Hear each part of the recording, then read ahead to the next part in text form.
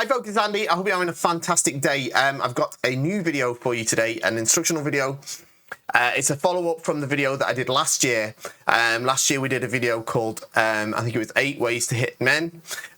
We've done a video about Kaishido as well. It's done in the same sort of style as that. This time we're looking at 6 ways to hit successful kote strikes. Okay, so we're talking about kote waza, different ways that you can strike kote.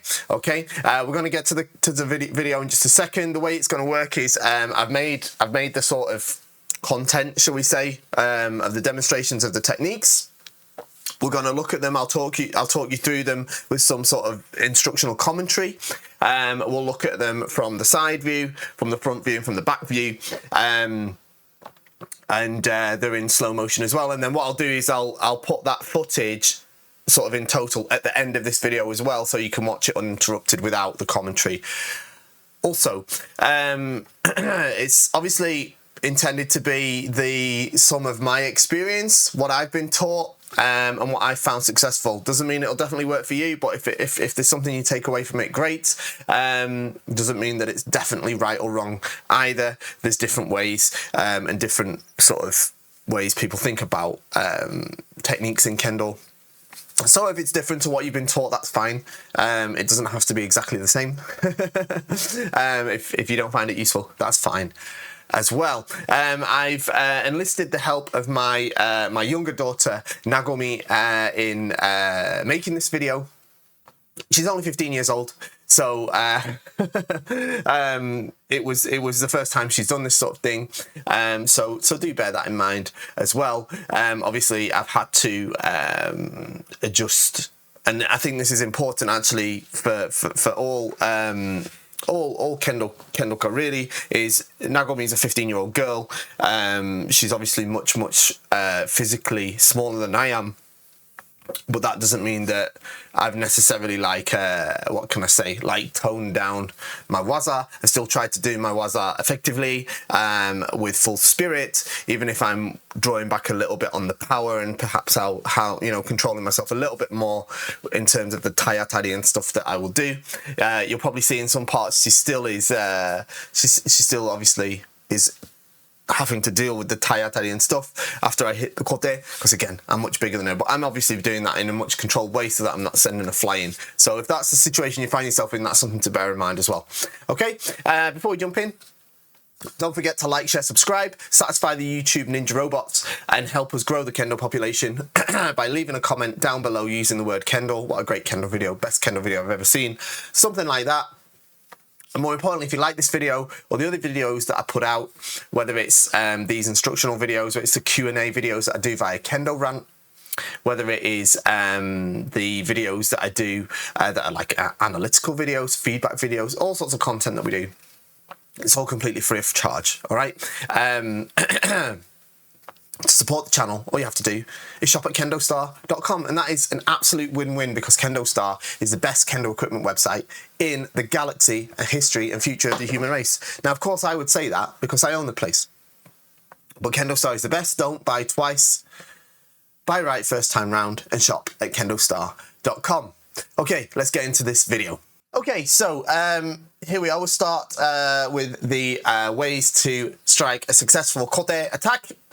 So I've got this video with the sort of content. As I said before, we're going to look at it from the side view, then we'll look at it from sort of the front view and the back view, and it'll be in slow motion as well. And I'll talk you through it. Now, I don't have a script for any of this, all right? So I'm literally just going to do this off the top of my head, but I still think it's going to work. I'm confident. So let's have a look. Okay, so first one, Osae-kote. Osae-kote. Okay, Osae. So we did this in the men strikes video. Osae means to press down on. Okay, so let's watch it first, and then we'll talk about it.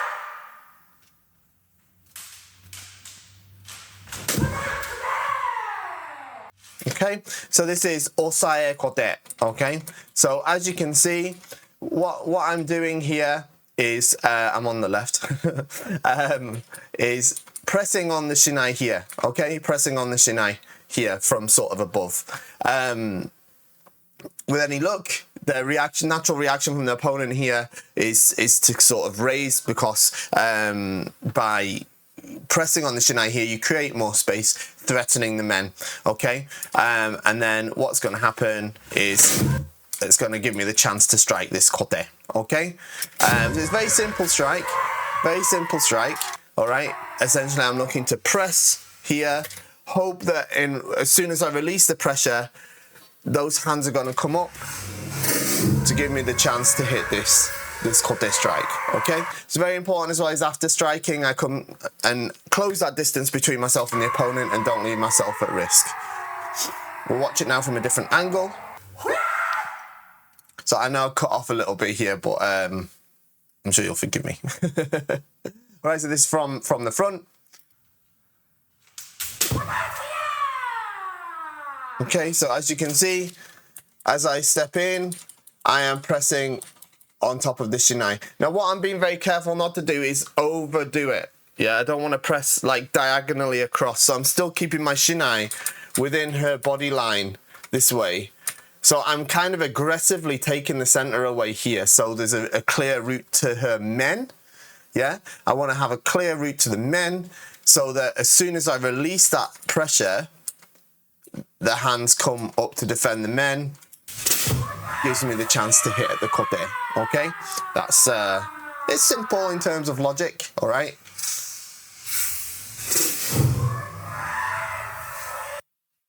And naturally, the hands will come to the sort of middle, really. So I don't. What's also very important here is what's very important here. This is a slow motion version. I'm going to even more slow motion. Is that I swing the shinai relatively straight. Yeah, it comes straight up and straight down.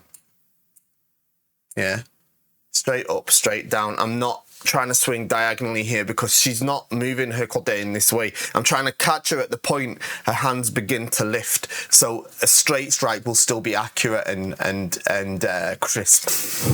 Okay.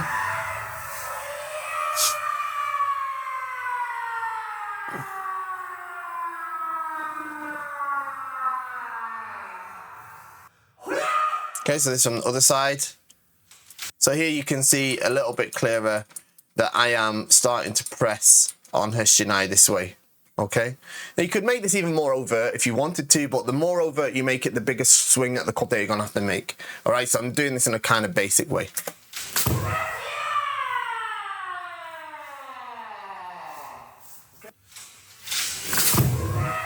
Okay, so straightforward. All right, I think I've said everything on it that needs to be said.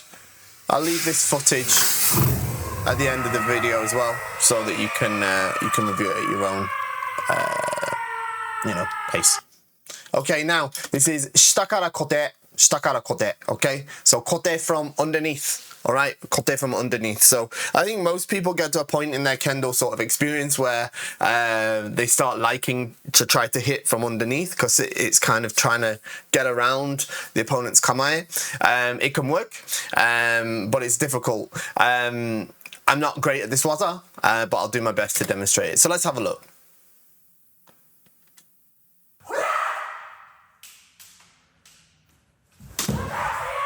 Okay, so this is the Shita-kara-kote. So what I tend to do with this, as you can see quite clearly, is I tend to make the seme downwards towards the hands, all right? What people often do with this is either they'll follow with their shinai, all right? They'll often follow with their shinai, actually. But even if they don't, from here, a route to men is quite common. Now, probably I should have explained this to Nagomi a little bit clearer so that she could demonstrate it, but it's quite common that the opponent would also lower their shinai as you lower yours, which again creates a kind of negative space between their shinai and the men. And then suddenly their men feels exposed, feels vulnerable, which means that when you start to move, often they'll start to raise their hands to block, all right? Which is why you can make this strike from below, all right? Or they might try to hit, all right? It's quite useful as a debana kote as well, but it's not so easy to do. The real difficulty of this strike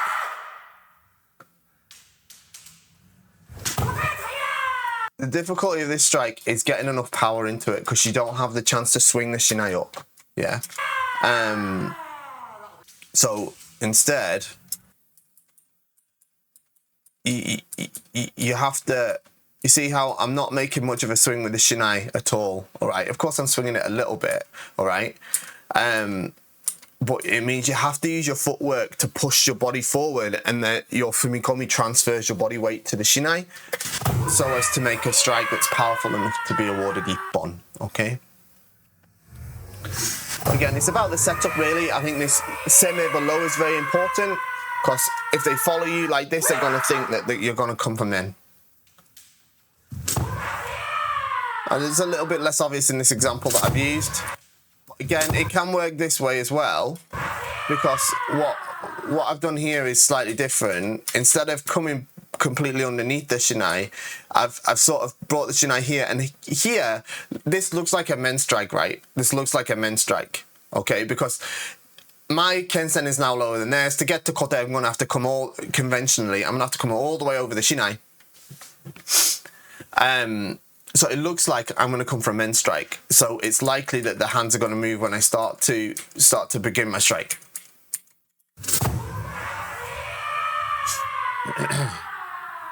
So kind of useful waza, but quite a difficult one to get the power that you're going to need.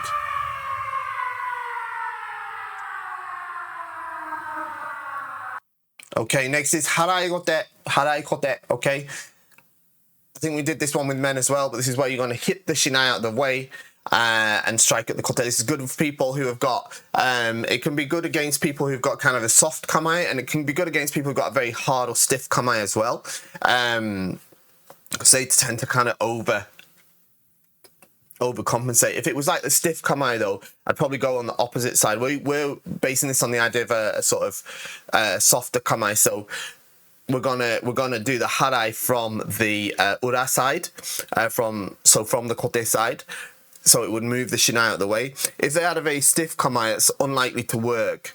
You'd be better doing the harai from the omote side, because they're likely to sort of overcompensate. This is Harai-kote, okay? Harai-kote. Okay, so this can be useful as well. So I'm using my wrists to hit at the shinai and then drop down onto the kote. I tend to personally, I don't think this waza works well, because what you can do with like harai men and stuff like that is you can do like 2 fumikomis and bam bam this sort of way, a bit like a kind of kote men type thing. That's not going to work as well with the harai-kote. You're best doing the harai as you start to launch. That makes sense? Like this, so it's a single movement, okay? A bit like with the Shita-kara-kote as well, you have to be able to, you have to focus on using your hips and your lower body so that you can get enough power generated in the strike.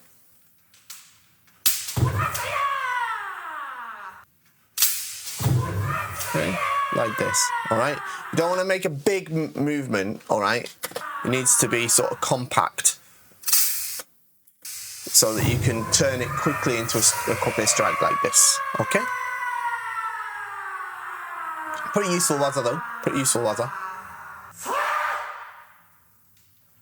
What I like to do as well is on my approach, I like to give pressure to their shinai, so give quite a strong seme here and quite a lot of pressure on the shinai this way, so they're already prone to sort of pushing back a little bit.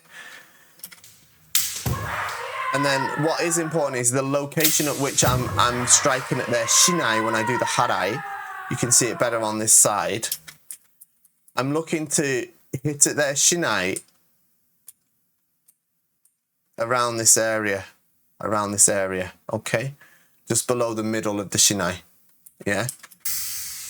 That's going to get you the best sort of result. If you do it from too far up the shinai, it'll come back too quickly, okay?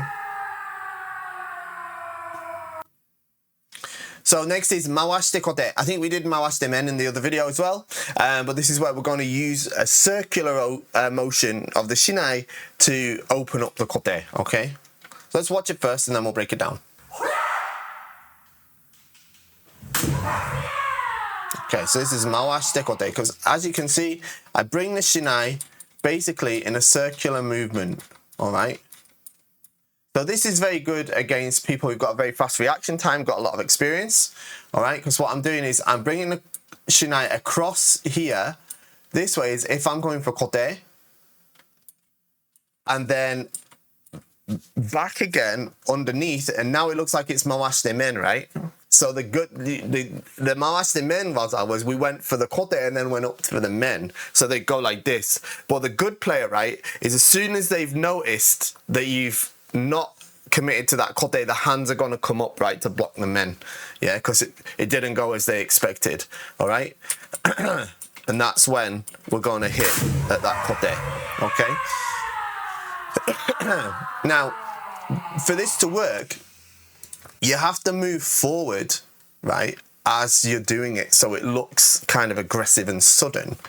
And because of that, it means that on your strike, there's going to be some adjustment needed for your distance, all right? So with other strikes, I might have been more outstretched with my arms, but here I've had to adjust both the size of my humigomi and the sort of distance with my arms so that I can make sure that I get an accurate strike onto the kote, all right? We're going to talk about cutting angle as well in a little bit when we look at the other angles, because you'll see it a little bit better.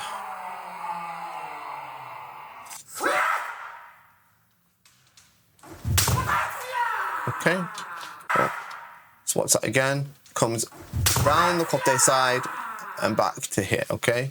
You can see round this way, all right? It's not an easy waza, I've got to say. It's not an easy waza. But one thing that's quite important is the strike as well, okay? This time I'm not swinging the shinai straight up and down. This time it's coming diagonally. And it's coming diagonally at an angle that matches, it's a bit hard to see because of the blur, but I'm trying to match the angle of her shinai, all right? So she's blocking like this, all right? This angle of the shinai is the angle I want to bring my shinai down onto her kote, all right? So that I can hit it properly, all right? If I don't hit at the same angle, I'm either going to get caught on her shinai, or I'm not gonna like strike the kote baton properly.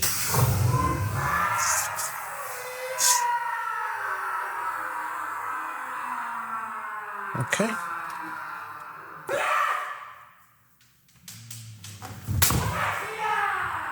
Okay, you might see that a bit better from this side. Yeah, you see this angle of her sword here. I'm going to try and match that angle so that I can hit on top of the kote baton. Yeah? Super important.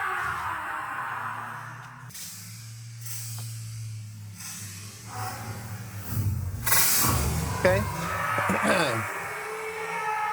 Difficult waza, but pretty useful, especially against people who are a little bit more experienced. Okay, maybe they've got fast reaction times.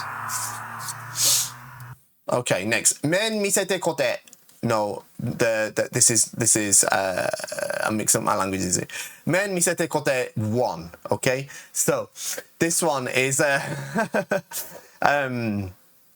this is where you basically feint to men and hit on the kote, okay? My older daughter Miyabi, I think where her school, they call this Men-otoshi-kote, I think is what they call it. Or I've seen Men-kake-kote and stuff like different words for it. But basically the idea is you feint for men and then hit kote, okay? And I've said 1 because I've got 2 versions of that, all right? And that's basically all of the options we've got in this video. So let's have a look at number 1. This is sort of more conventional one that you tend to see. Okay, so this is the important part, this very strong osae here. Okay, so here I'm making a very clear and obvious threat to the men so that the men feint is credible.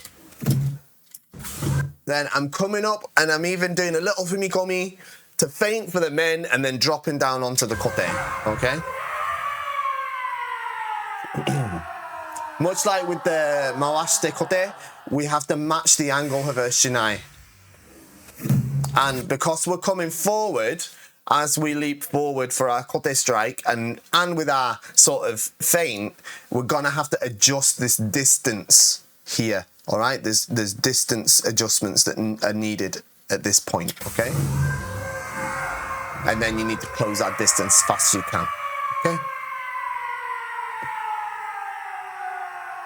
The real key to this is making that feint credible. All right, and the other thing I want you to sort of pay attention to is the rhythm, all right? Dan, dan, dan, dan. Not dan, dan, which is what a lot of people do. They'll sort of, they'll get stuck on the feint and they'll go, like this, but it can't be like that. You have to set the feint up in your semi, press, and ba-bam, not semi, and like it's too slow. It's too slow. Once they've noticed it's a feint, all right, you can't go like that, all right? It's bam, bam. It's sort of a single movement. It's like a nidan waza in a way. Bam, bam, yeah? One more time at the full speed. See what I mean? Bam, yeah? There's no pause. Okay? It's really important. This part as well, you see how aggressively I'm pressing on the shinai to create this space to really make her think I'm going to come for that men. And I'm nice and close as well, right? So if I went for the men here, it's a very short pass, all right? This is a really kind of intimidating situation for the partner, right? They're going to feel like they're going to lose a men strike, which is why this works, all right?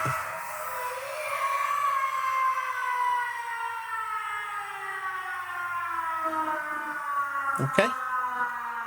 Useful, super useful waza. But you see, like the kind of once you start competing, like, and this is what it was for me as well, is you start competing, and then what happens is you get this to work, and you're not quite sure how or why you made it work, but it worked. And then you start to get it to work a bit more. And then what you start doing is throwing it out randomly. And then it's got like a 50% win rate sort of thing.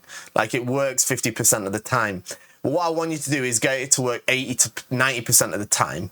Maybe 90 is a bit too much, but 70 to 80% of the time, by understanding this first section of it, which is this approach, this semi. Yeah? This part here. And it has to be convincing. And then the next bit is getting the rhythm right. Bam, bam, bam, bam. Yeah? Not ha, ha. I know I said this already, but it's like, 80% of the people that I teach this waza to get stuck on that part as well.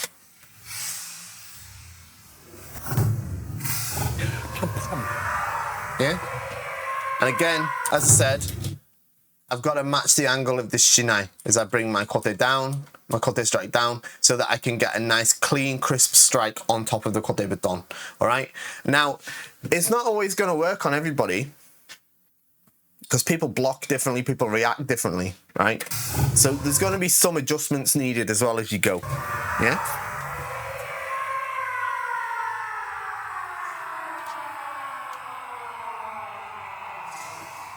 Okay, next is Men-misete-kote 2. All right, so it's the same principle, but it's a slightly different, like, mechanical application. All right, let's have a look.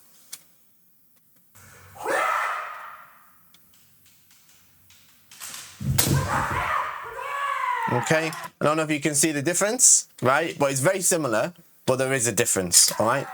So the difference here is that my feint, as it were, just comes in the way of a kind of bigger swing of the shinai.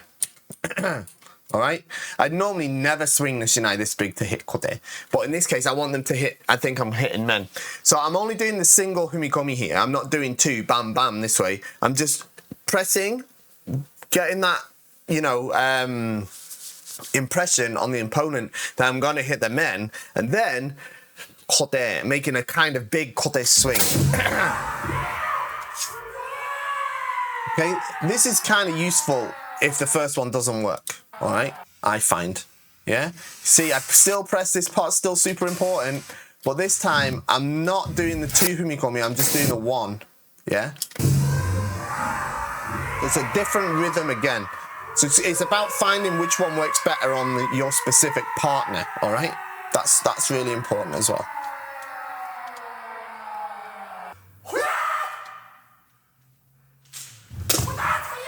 Okay, so you can see it's got a different rhythm, a different sort of timing, all right?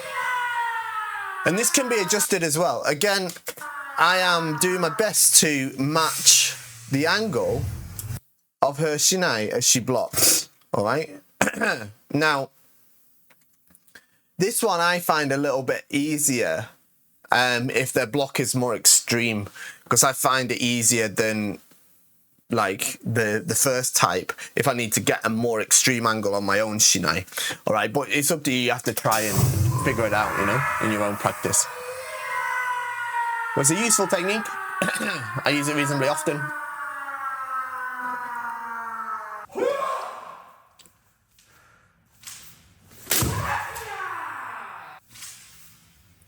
So as you can see, I'm kind of swinging the shinai around like this rather than up down. I'm swinging around like that. So you need quite flexible wrists for this, all right? That's kind of important as well. Not kind of, it's mega important. Yeah, you can see how the shinai sort of comes round, doesn't it? Yeah. Rather than just straight up and down, which would be sort of conventional kote strike. It kind of comes outwards and round this way. That makes sense. Onto the kote. Okay. Now, I want to talk a little bit about Zanshin. So that's your 6 types of kote, all right? They're your 6 types, all right? They're your 6 types. But the thing I want to talk about is about how to improve our Zanshin when we do Kendo, do kote in Kendo, okay? So let's have a look. So I'm gonna try. Let's see if I can move myself. Let's see if I can move myself whilst we're filming. Okay, I'm gonna put myself in the top corner here. Okay, because I put a little thing here, forgetting that I was gonna put my my face on this. All right, but this I've listed this as okay, not perfect, but okay, in terms of sort of Zanshin for making a kote strike, and I think I'm just using the basic Osae-kote as an example.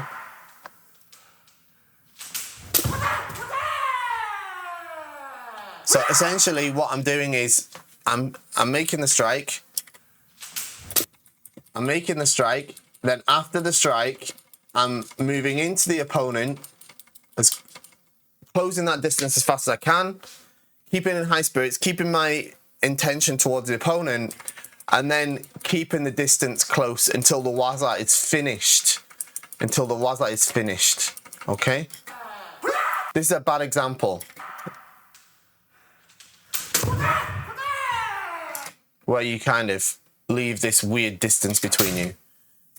As she shows you, this leaves you open to a strike. Okay, so that's the first part, is how you deal with your distance after striking. Keep close to them so that they're not going to hit you, okay? Not like this. Don't bounce off them and leave them space to hit you. Okay, here's a second point. Okay, so this is about ensuring we don't receive a strike, okay? Dodging. Okay, it's okay to dodge after you hit kote, but the key is I hit first and then dodge. Okay, this is okay. This is perfectly fine. All right, It's perfectly fine, all right? And then I return to my posture, okay? Okay, remember the strike, one of the criteria for Yuko-kote is the strike has to be made in good posture, all right? So the strike itself in good posture. Then I can dodge to make sure that, because obviously they're not going to want to just accept the kote. Lots of people are going to try the atoichi or try to do the kaishiwaza or something like that. And then I'm going to regain my posture to make sure that I keep that zanshin, keep that distance on a moment, and I'm in a strong position to react to whatever happens next. Here's the mistake lots of people make, especially earlier on in their competitive career, okay? Where they'll try and hit and dodge at the same time, all right? So this can't really be the ippon, okay? So here, this is the wrong way, where you sort of try to dodge and hit at the same time, okay? Like this. I assume you can see the difference, okay? One more time, this is the okay version. So although there's a dodge, it's after the strike, just to keep ourselves safe, not whilst we're striking, all right? It's an important, clear difference, all right? I think there's a difference. I think you can hear the difference in the sound of the strike as well. I'm assuming that the sound's coming through fine. This footage will be at the end anyway, so have a listen as well. You might find there's a difference in the sound of the strike.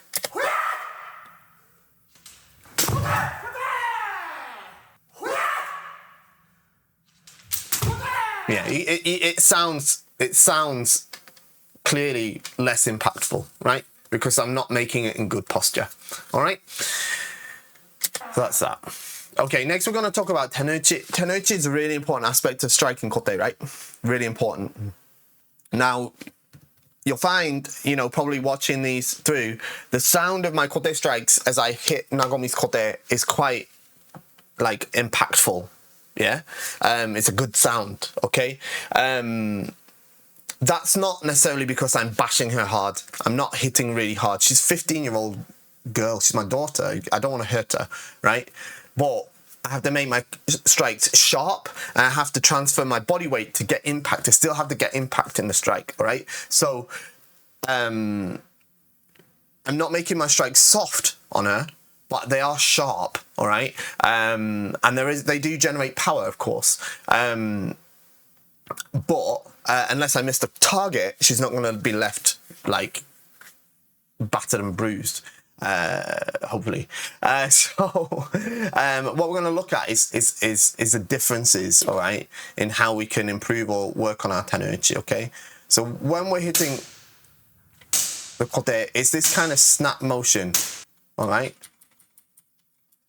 Snap motion like that, okay? And then immediately, in a sense, immediately, as soon as my shinai hits their kote baton, I lift it off.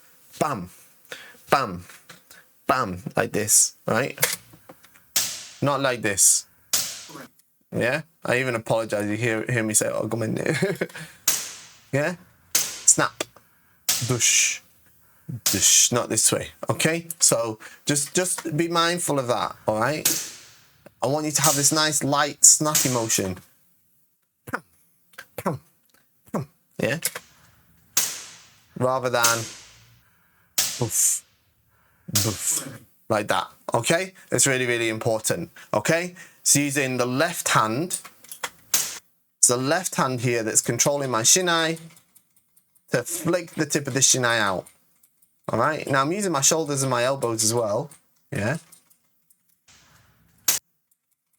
Yeah, I'm using my shoulders, my elbows, and my wrists, yeah? But it's my left hand that's guiding the shinai here. Yeah, this motion here. Yeah, this is what's super important. Okay, this part. Yeah, yeah, like that. Yeah, and not using my right hand or right arm to just lift the shinai up and down. Okay, very, very important. And there we go. That is 6 ways to strike a successful kote, and some tips on how you can improve your kote waza in general. I'll put the whole footage after this now, so you can watch it at your leisure. Thank you very much for joining me today. Don't forget to like, share, subscribe, shop at KendoStar, and I will see you next time. Bye-bye.